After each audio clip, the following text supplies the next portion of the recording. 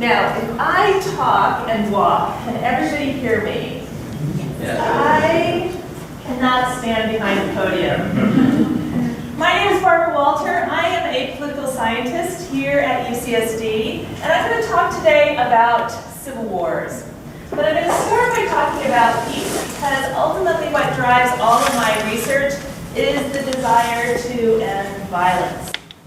So, we as human beings are actually living in a particularly peaceful time. In fact, over the last 800 years, almost every form of violence has declined, except for one form. So murders have declined, rapes have declined, sexual violence, domestic violence, infanticide. We no longer have things like duels. Duels are not acceptable anymore. We have very few mass killings. Interstate wars are almost non-existent. So despite what you read in newspapers, we're actually living in a period of time when human beings are actually engaging in the least amount of violence to each other, except for civil wars. Civil wars have been increasing. They have been increasing since the beginning of the 1900s. They've actually escalated to a certain degree since the beginning of the 2000s, and they're showing no real sign of reversing anytime soon. So, what I'm going to talk about today, and hopefully what you will know a little bit more by the end of the talk, is why are we seeing an increase in civil wars? Why are they concentrated in particular regions of the world, which they are, and what can the U.S. do about it? So I'm going to start by telling a story. Hold on.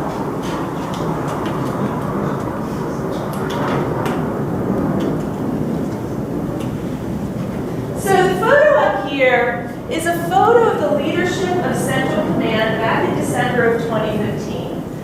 Central Command, or CENTCOM, is the arm of the U.S. military that's in charge of North Africa, the Middle East, and Central Asia.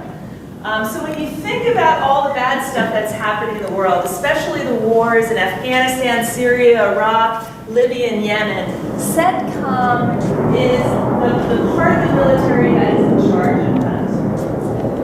Sitting at the table are the main leaders of CENTCOM back in December 2015. The man in the middle, General Lloyd Austin, was the commander of CENTCOM until March of 2016 when he retired, and the leadership went to the man on his left, General Joseph Votel. Now, General Votel is still head of CENTCOM. I'm not sure how long he's going to be in that position because he was in the news recently.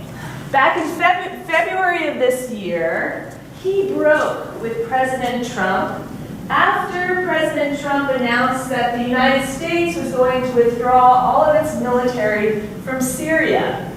And General Votel was very critical about this. Now, if you remember back to February of this year, of 2019, when was it? No, of 18, that's also the time when James Mattis resigned. He resigned also over this particular issue. General Votel is still in command, but he clearly is not a supporter of that particular policy. Now, in December of 2015, I was sitting in my office on the north side of campus, and I got an email from General Austin's assistant. And the email invited me to come to Tampa, Florida, which is where CENTCOM is based, for a meeting that was going to be held on December 12th. And the email said that if I was willing to come to this meeting, they had a series of questions that they wanted me to answer. And the questions had to do with the Middle East, with Iran, with Israel, with the Persian Gulf states, with Europe, and China. So it was a whole gamut of questions, and I wasn't really sure entirely what the purpose of this meeting was. But of course I said yes, of course I'm going to come. And 2 weeks later I got on a plane, I flew to Tampa, and they had invited me to an informal dinner the night before at Eddie V's Steakhouse on the outskirts of MacDill Air Force Base. So I go from the airport, I go to Eddie V's, and I'm escorted into this private room. And in this room, there's about 30 military guys. There's 2 other academics, both of them are Middle East experts. General Votel was there, General Austin was there, and we sat down, and there was no agenda. So I thought, oh, this is really nice, we can relax, we can get to know each other, the steaks were really good, the wine was good, we're making small talk. And as dessert is being served, General Austin, who is a very tall man with a very deep voice, very commanding, sat up and he said, I want to ask the academics in the room a question, and I want you to be honest. And I want you to be honest because tomorrow when we have our meeting, there's going to be a lot more people in the room, and we're not going to be able to have this discussion. Okay. And the question he asked was this: what are we currently not thinking about in our area of responsibility that we should be thinking about? And I thought, ooh, that's fantastic. You know, who gets a question like that? And I have tenure, and I can say whatever. So I raised my hand, and he looked at me and said, go ahead. And I said that I thought that the United States was making a fundamental mistake in its policy in the Middle East and in Central Asia and to a certain degree in North Africa, in that it was focusing all of its attention strictly on trying to destroy and degrade ISIS without addressing any of the underlying issues that were driving the creation, the emergence of groups like ISIS. And that as long as they didn't address the underlying conditions, even if they were successful at eliminating ISIS, which I didn't think they would be successful at, but even if they were successful, as long as the underlying conditions existed, an ISIS 2.1 or 2.0 or 3.0 would eventually emerge. So the room went silent, and everyone's waiting to see what General Austin was going to do. And he sat there, and all he said was, go on. So I said that over the last 25 years, there's been an enormous amount of really high-quality research on both terrorism and civil wars. And that this research told us at least 5 things that I thought would be relevant to what was going on in the regions under CENTCOM command, and that I wanted to tell them what we knew from this research. The first thing was that war drives terrorism. War drives terrorism. Groups like ISIS and Al-Qaeda don't emerge out of thin air. They need what policymakers, what people call ungoverned spaces, where they can organize, where they can find a safe haven, where they can begin to mobilize support. And if you think about the history of Al-Qaeda, for example, Al-Qaeda was first formed by Saudi Arabian citizens. It was first formed essentially by individuals, Saudi individuals. They had no success gaining a significant foothold in Saudi Arabia. Al-Qaeda only began to thrive when it moved to Afghanistan, where that country was experiencing a civil war. And once they were able to build themselves up in Afghanistan, they then began to move into other countries that also were experiencing civil wars. In 2003, when the Civil War, or when Iraq began to unravel as a result of the US invasion and the dismantling of the Ba'ath military, Al-Qaeda moved into Iraq. When the Civil War broke out in neighboring Syria in 2011, it moved there. In fact, ISIS came from Al-Qaeda. It is a breakaway group from Al-Qaeda that was able to form and be successful because a civil war broke out in Syria. And so when you trace the origin of many of these radical transnationalist terrorist groups that the United States is so afraid of, their origin is in countries that first experienced civil war.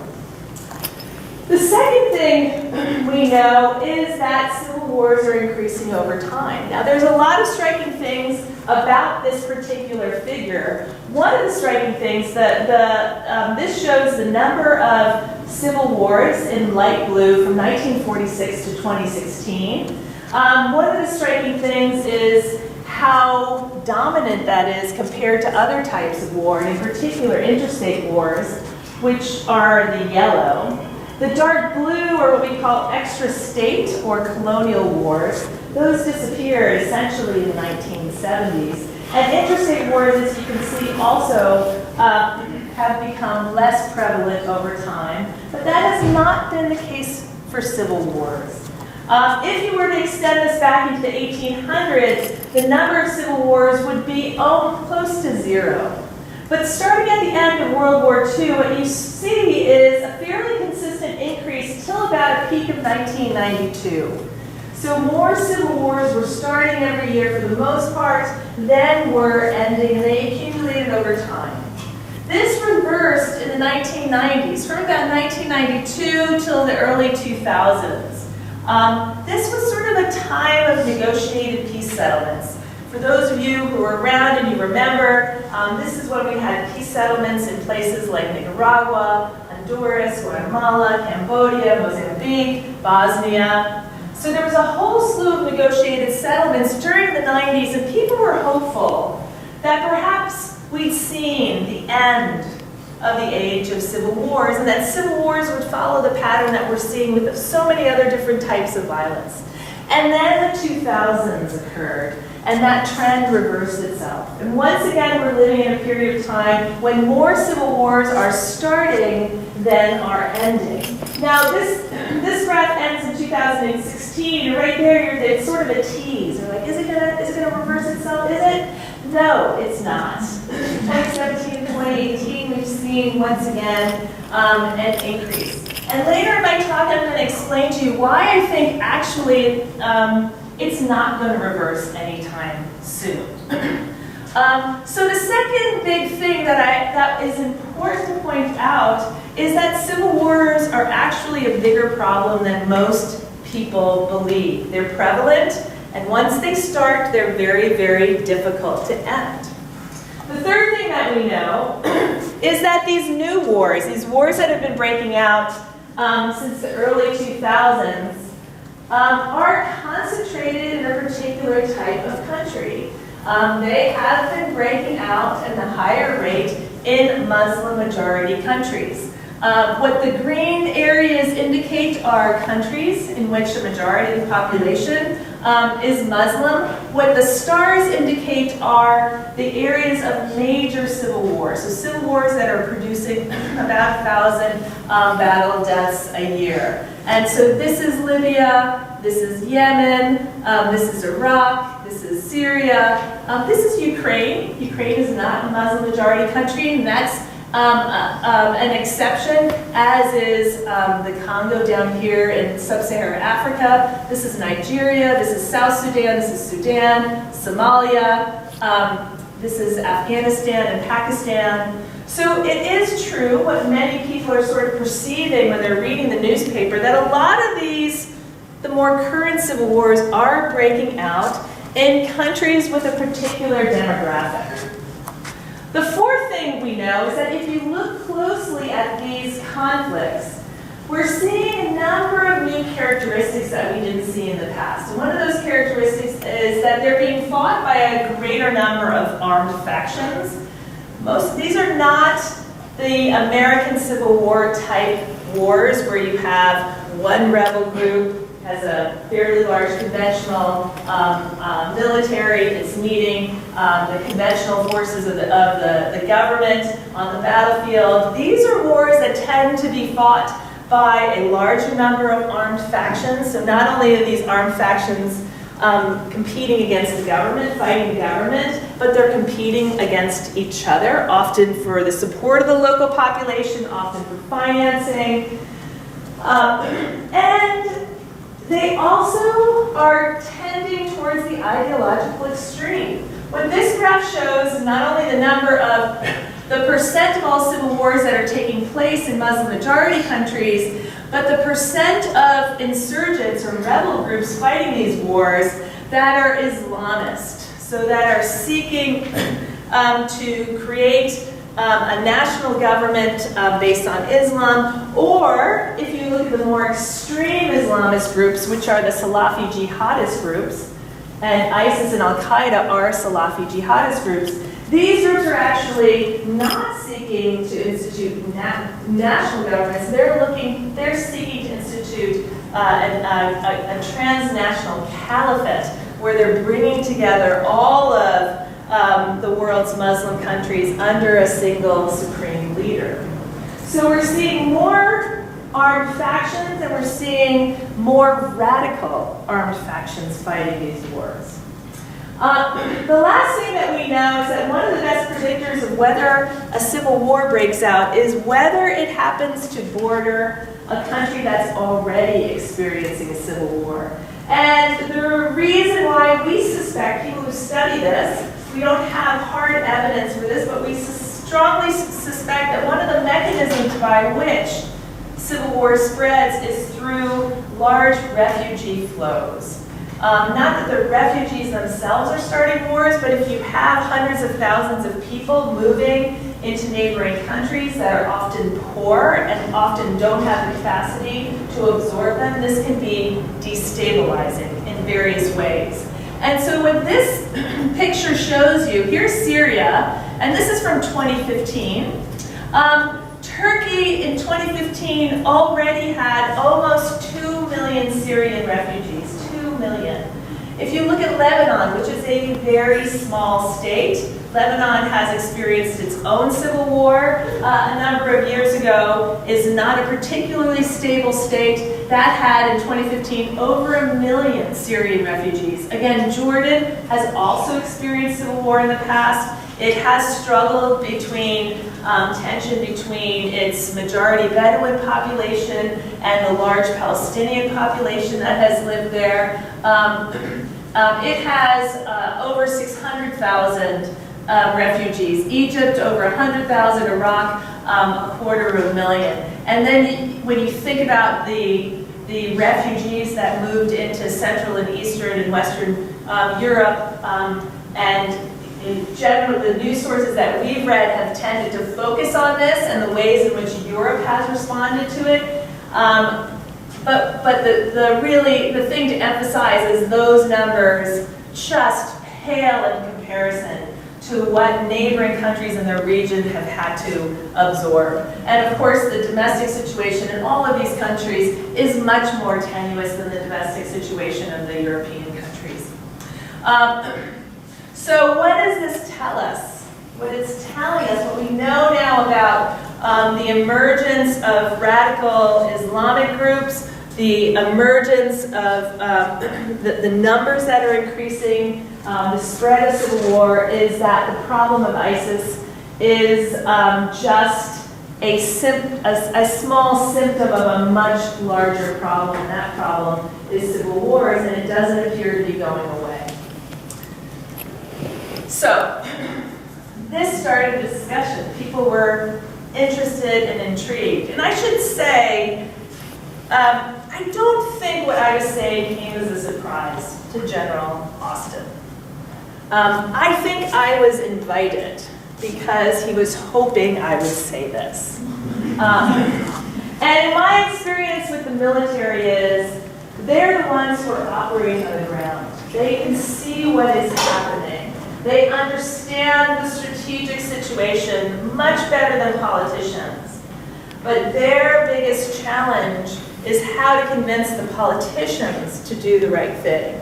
And so I think he had an ulterior motive, which of course he never shared with me and he never discussed, was that he wanted me to make very clear that the problem was not ISIS. and that even if they got rid of ISIS, the problem would not go away. And I was very happy to oblige. So the audience, however, was mostly military, some civilians. They didn't identify themselves. And they were really very interested in three things. And of course, the first thing they wanted to know is, why the Muslim world? Is there something unique about these countries or these people that make them particularly susceptible to civil war? And of course, this is what we often read about in the newspaper. Well, Sunni and Shia, they hate each other, right? We read about this when the war in Yugoslavia was going on. Well, Serbs and Croats, they hate each other. And the answer to this question, is there something unique about these countries and these people, is no. There is nothing unique. And in fact, Muslim citizens in these countries are behaving exactly the way most citizens have behaved historically, given the circumstances that they are in. They are not behaving differently, given the bad governments they live under, given the economic crises that they have had to navigate, given a whole host of issues. And so, one of the things I did was to say, basically try to summarize the research findings that we have had about the conditions that put countries at risk of civil war. And what we found is that there are certain underlying political conditions and economic conditions that when countries experience that, their citizens have a higher propensity to rebel. And it doesn't matter if their citizens are Muslim or Christian or Jewish or Serb or British or Irish, it doesn't matter. The conditions create incentives for them to organize and want to fight, and Muslims are no different. So what are those conditions? Well, the first condition is that citizens have to have grievances against the state. They have to be unhappy with the status quo and unhappy with the policies that their governments are pursuing, and they have to be unhappy enough to actually be willing to put their lives at risk to make the change. And think about that. You have to be deeply unhappy to think that the possibility of being killed is better than the possibility of simply accepting the status quo. And we know, I'm sorry, I don't know why it's being cut off, but I'll talk you through it. And we know that two of the big factors that really make citizens unhappy are, first, if they and their particular group is shut out of political power. And often this happens along ethnic lines, but in the Middle East it happens along sectarian lines, where a group is systematically discriminated against in terms of political power. They are politically excluded from government. They have no voice. We also know a second factor that really makes people angry is if they live under, I'm going to call them bad governments. I'm not going to say authoritarian regimes or democratic regimes because it really doesn't fall along those lines. It's really governments that do not serve their citizens. And we know that it matters whether there's rule of law. If there's no rule of law, if there's no political participation, if there's a history of corruption, and democracies can have those characteristics. Those citizens are more likely to rebel than those who live under political systems where there is a rule of law, where there is competition for office, where they can participate, where there is no or limited corruption. The second, well, let me take a step back. But grievances aren't enough. There are lots and lots of unhappy people and unhappy ethnic groups and sectarian groups around the world who never rebel. And if you think about Latin America has many, many indigenous groups, many of whom are the most heavily discriminated groups in the world, and yet most of them have never rebelled. So having grievances is not sufficient to convince individuals to fight. The second thing that we have found that's important is what we call the opportunity or the ability to organize. So, and to be particularly important. You want to try to mobilize a faction, fight the government. You're going to need individuals who are willing to fight for you. So you need to convince individuals to become soldiers. You have to solicit financing that will then allow you to supply and to pay these soldiers. And then you need a government that isn't particularly strong, that doesn't have the state capacity to basically repress dissent. So one of the reasons why we don't see rebellion in countries where we know that people have deep grievances against the government. So think about North Korea, or think about Myanmar, is because the repressive arm of the state is so effective. And that has two effects. Nascent groups get squashed, their leaders get thrown in jail and killed, but also the threat of punishment is a really good deterrent. So people don't even try in those countries.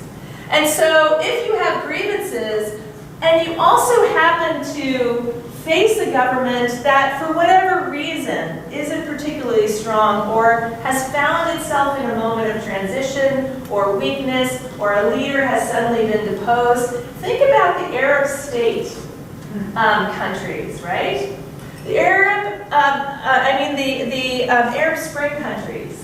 The Arab Spring took a lot of people by surprise, and it took a lot of long-standing dictators by surprise.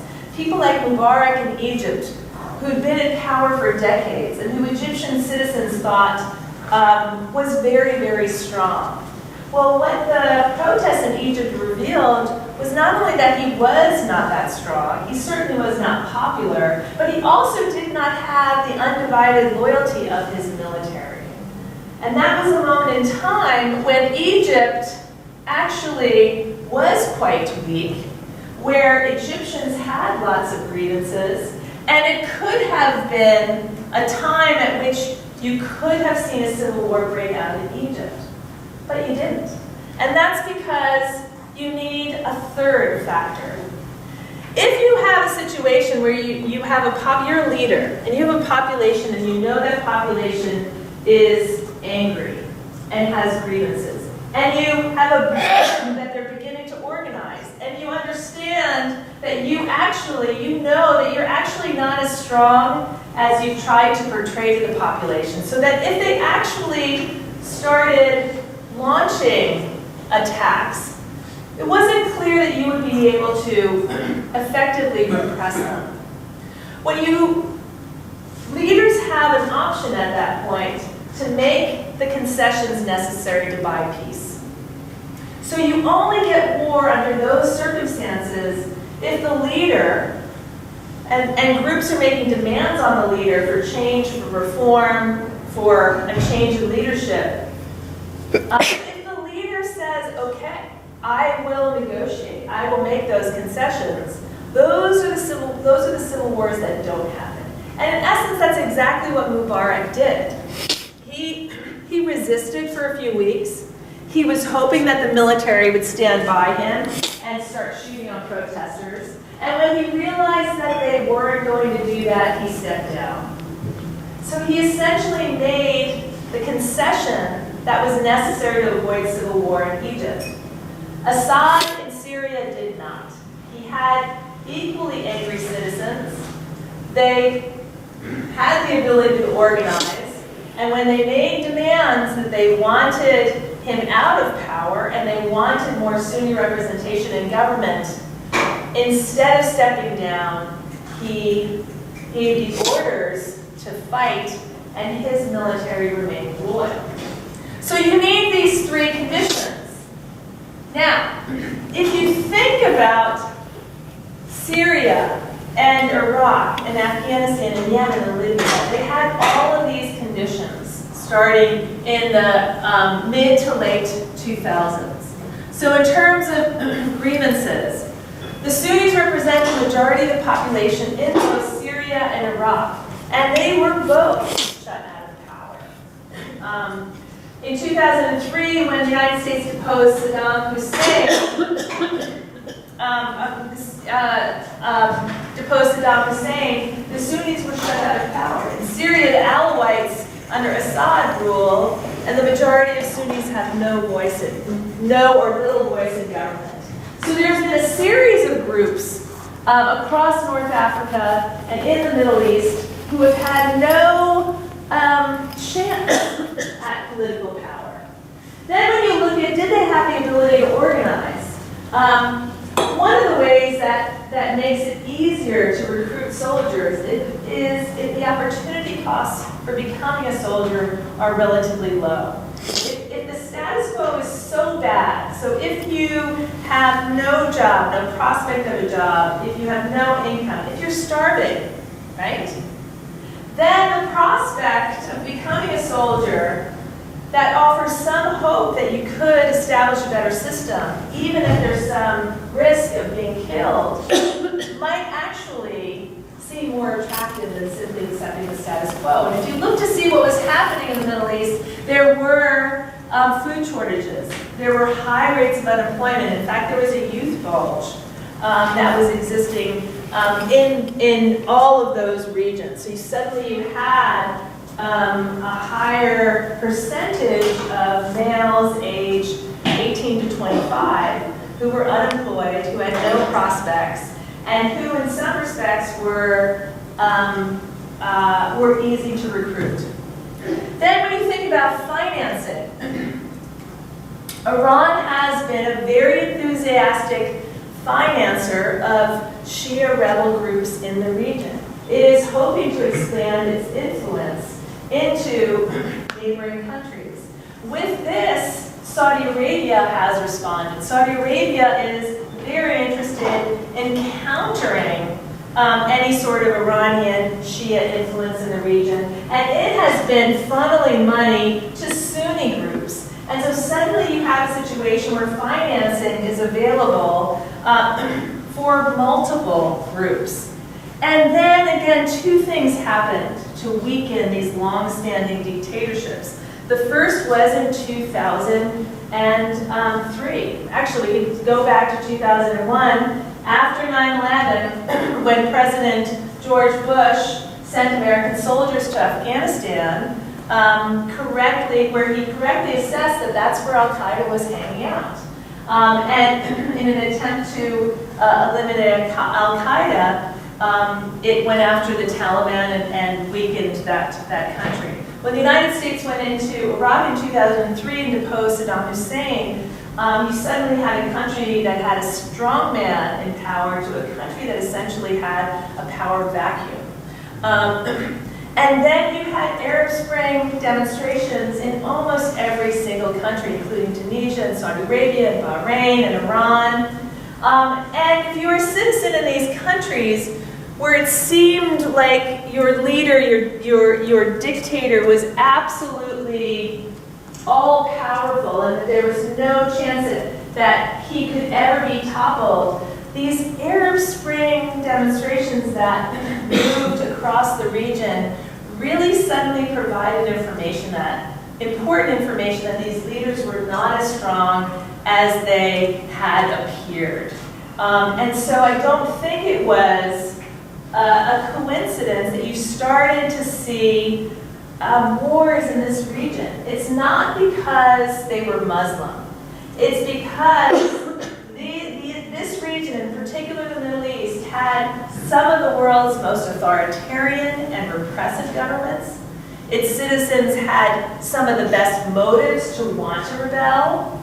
And then they had a situation where governments started to appear shaky, appear less strong than they had in the past, and what you saw was groups mobilizing, or what you saw was really rebel entrepreneurs taking advantage of this circumstance to organize, to try to grab power for themselves.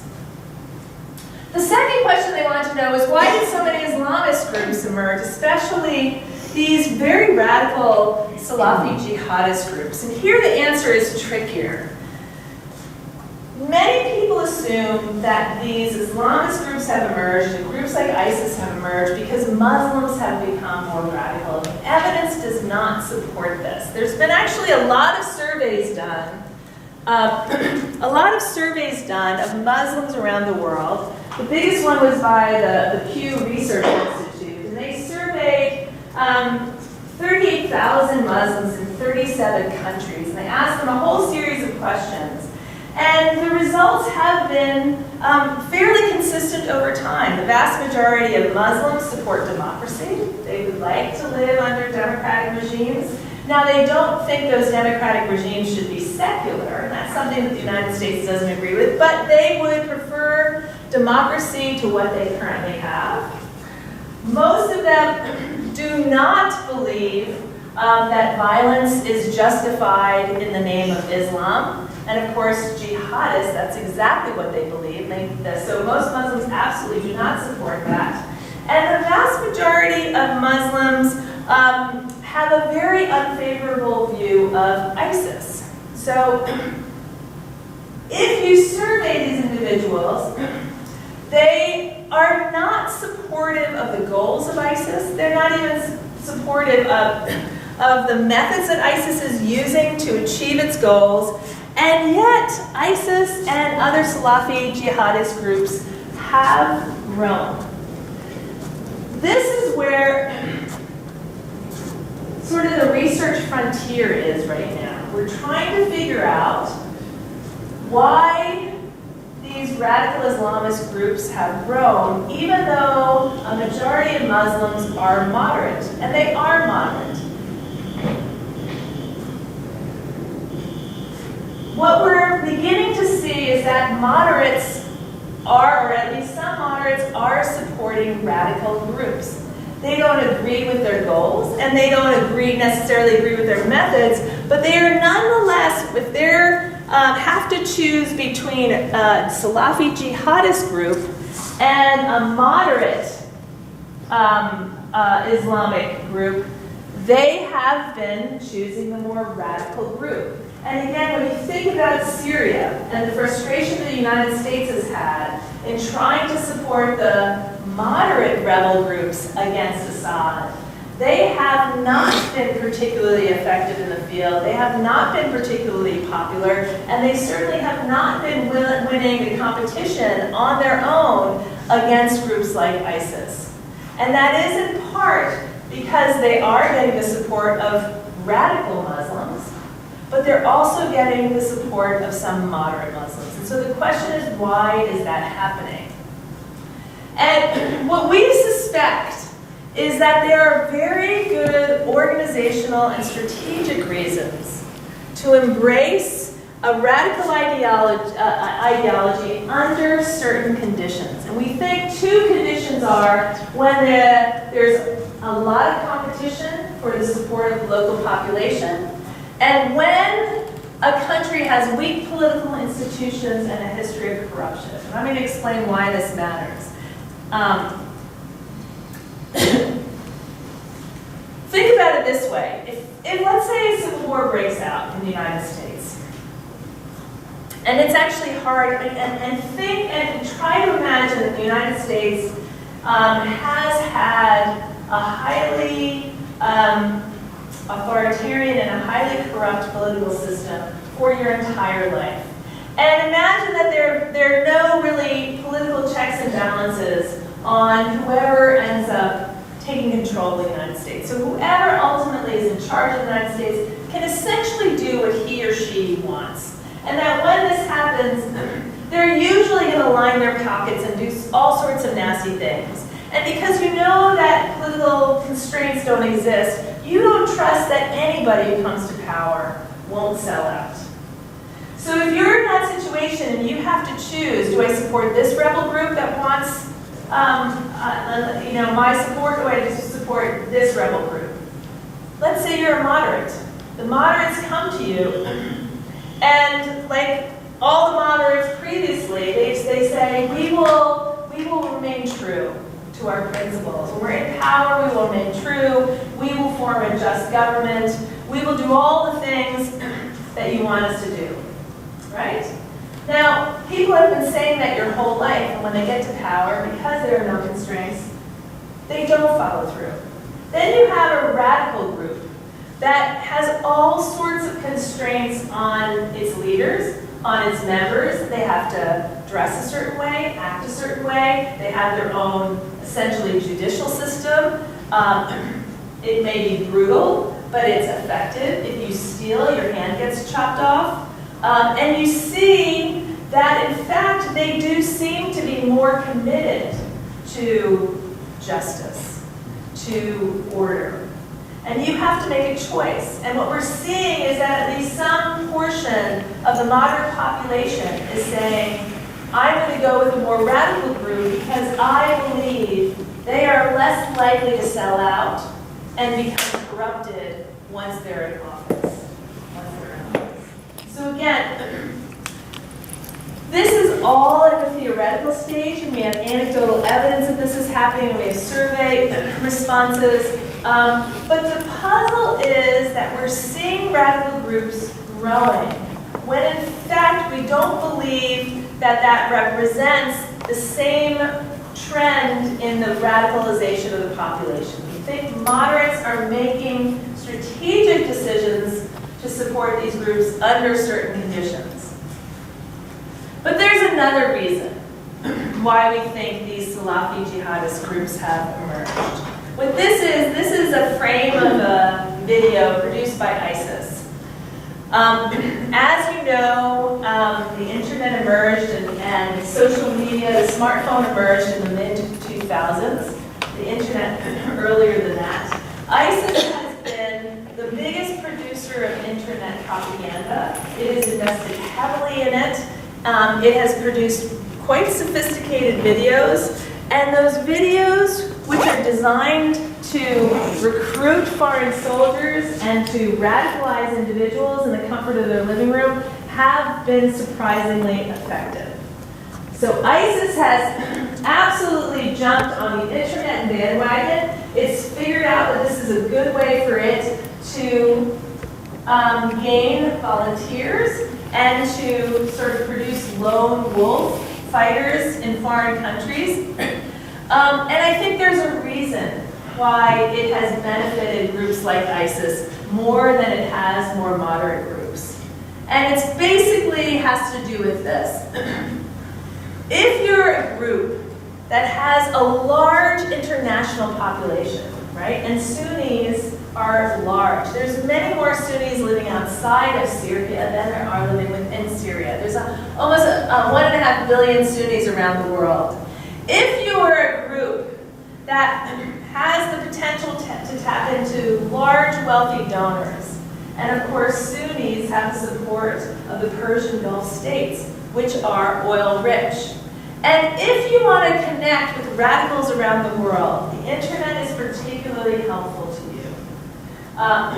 So every country has a subset of a small minority of extremists. The United States has them, everybody has them. In the past, in the pre-internet age, they used to be disconnected from each other, and therefore relatively harmless. But the internet has been an effective way to begin to connect these individuals, create a network, and bring them into your group. So that's basically where we are in the research.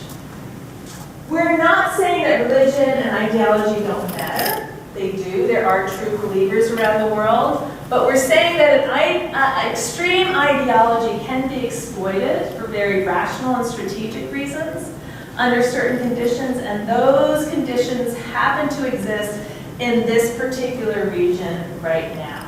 Doesn't mean that these conditions can't exist in another region, and I can imagine a scenario where they would emerge, but right now they're happening in the regions that happen to have a lot of Muslims. So it's not religion per se as much as it is the political and economic conditions that exist there. So they want to know, what do we do about it? And that, of course, is the hardest question of all. And this is basically how we ended the discussion. I said that civil wars are breaking out in Muslim countries not because of religion, but because they have some of the worst governments in the world, And because countries like Saudi Arabia and Russia and Iran are funding the factions. If the U.S. wants to end the civil wars and undercut groups like ISIS, it has to do two things. It has to remain involved. If it pulls out, these wars will continue. They will most likely be won by groups who are not going to be supportive of the United States, who would be willing to harbor not only ISIS, but other groups like ISIS. We have to remain involved in these countries, and we have to press for real political reform. Again, one of the best predictors whether a civil war breaks out is whether the government is bad, whether it has no rule of law, whether it's corrupt, whether it has no popular participation. So if we want to be serious about ending these wars and preventing new ones from breaking out, we have to be serious about real political reform. This includes some of our allies with some of the worst governments in the world: Saudi Arabia, Pakistan. And we also have to incentivize Russia, Saudi Arabia, and Iran to stop funding these wars. It's really the engine that allows them to continue. So if we withdraw from these countries, if we don't push Saudi Arabia and other countries like Saudi Arabia to withdraw, if we don't incentivize Russia to stop funneling money to Assad in Syria, then more civil wars could break out and other ISIS-like groups could emerge. And of course, if that happens, we would look back on 2019, where we only have this handful of civil wars, and we'll say, wow, that was when we didn't have war in Lebanon or Jordan or Egypt or Turkey. Wow, things back in 2019 were pretty good. So what we should be thinking about, that we're not thinking about, is how to end the current civil wars, not how to defeat ISIS. And General Austin sat up, and I was wondering, what's he going to say? And he was not a man of many words, and he said, yes. And then the very last thing he said, which surprised me, because he was honest as well. Now, how do we convince the politicians? So that's it. Thanks.